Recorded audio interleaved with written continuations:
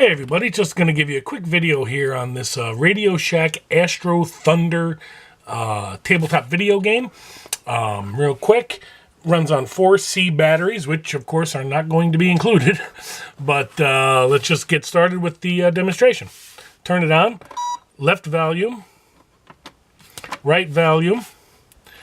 They have different controls for a stereo sound. As you can see, everything seems to be working. Actually, everything does work very good on this. Let's go to just start a game. And I only have one hand, so as you can see, the fire button works fine. Going left. Go and died. Going right. Fire. Again, everything works good on this, and this is the Radio Shack Astro Thunder, and thanks for watching.